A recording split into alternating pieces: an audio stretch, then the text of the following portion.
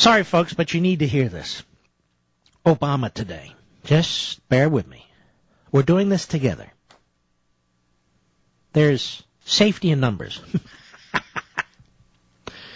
Here's Obama today. He can barely contain himself. He's so excited with his new buddy John Roberts. Cut one, go. If you're one of the more than 250 million... Stop. Does this guy ever tell the truth about anything, by the way?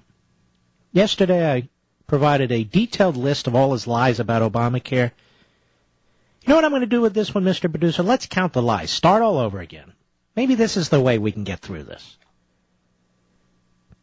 Remember those shows when you were really young, or maybe young people still see, Follow the Bouncing Ball? Well, follow the lying president. Cut one, go. If you're one of the more than 250 million Americans who already have health insurance, you will keep your health insurance. Stop. No, we won't. What are you talking about? Our insurance policy at our little legal foundation has already changed.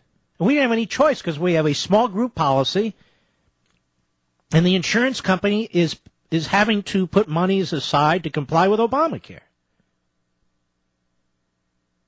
So you don't get to keep the same insurance that you have. Our insurance policy has changed. He's a liar. But then again, he's Obama. So I repeat myself. Go ahead. Law will only make it more secure and more affordable. Stop. No, it won't. More affordable? You know what? This guy's annoying, isn't he, Mr. Producer? In the last 2 years, our policy's gone up 54%.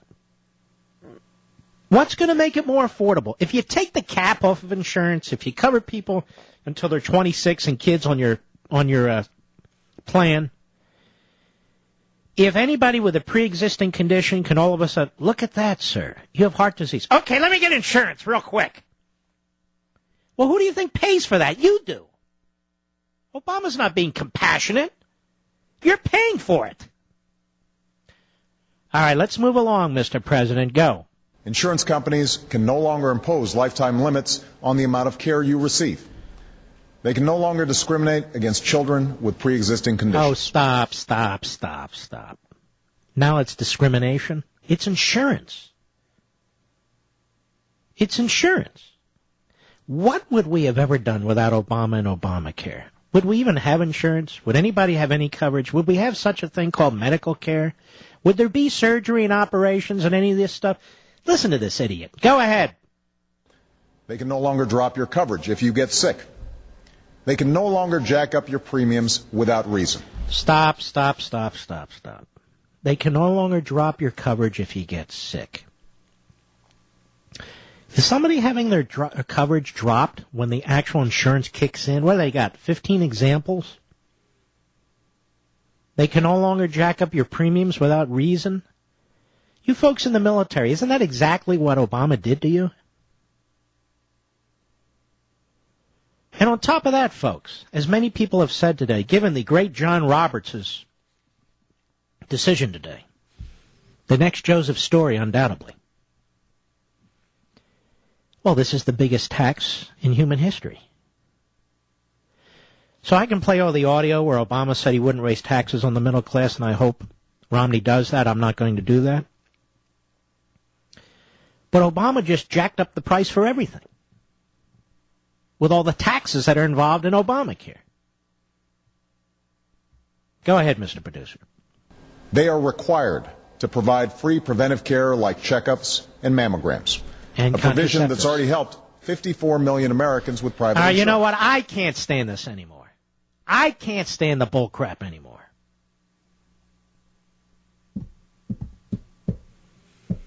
Thank you, Mr. President.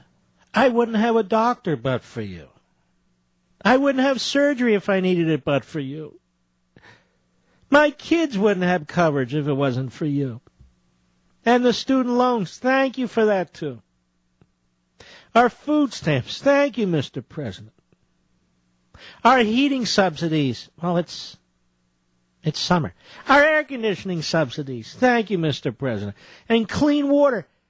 Mr. Producer, clean water coming out of the faucet. Thank you, Mr. President. And clean air. When I go outside, I can breathe. Thank you, Mr. President. Air, water, new light bulbs.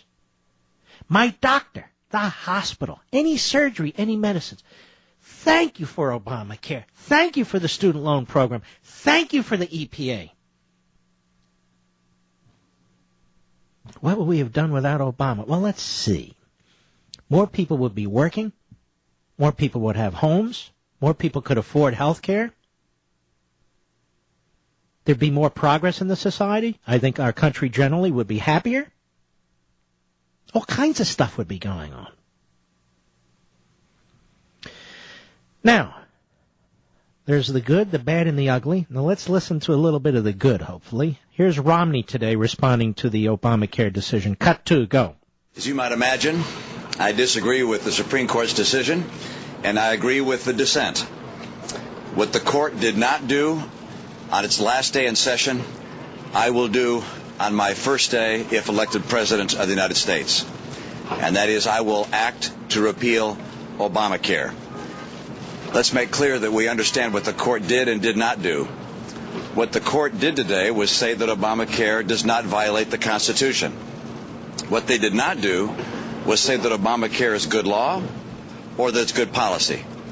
Obamacare was bad policy yesterday. It's bad policy today.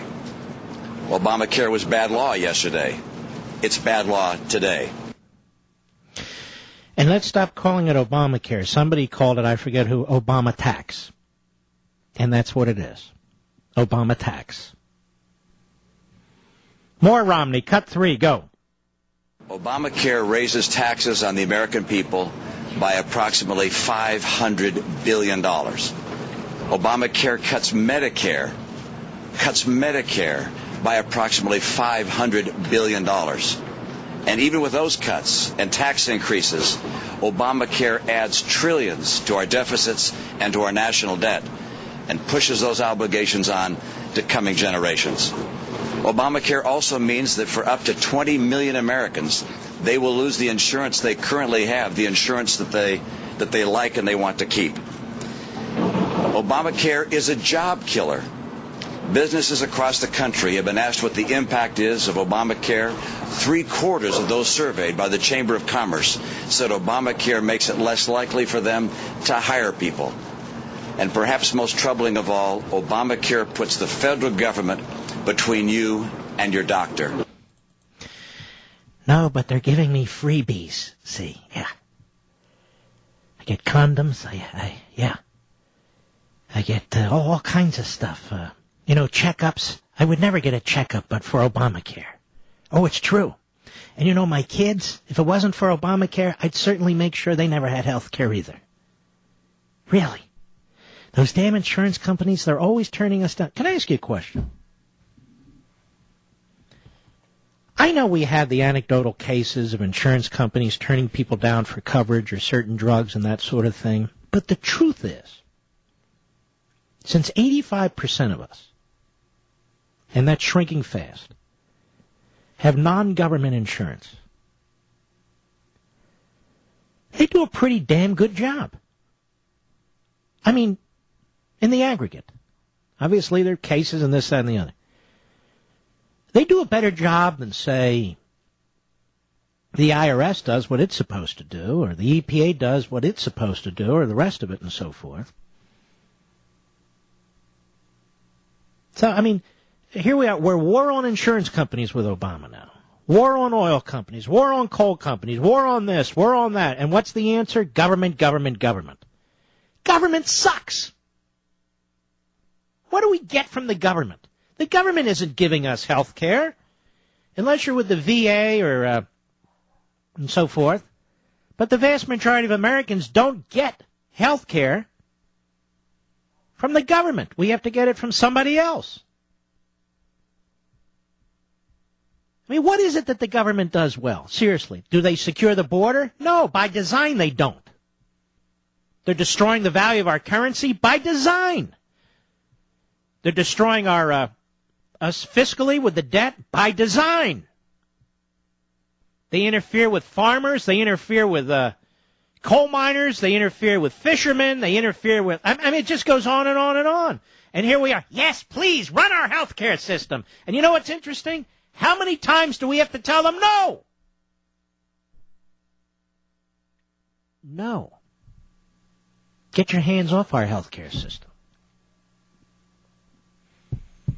But I give you this, and 54 million Americans took a leak, and they did this, and this one did that. Throws these figures around. I'll be right back. Mark Levin.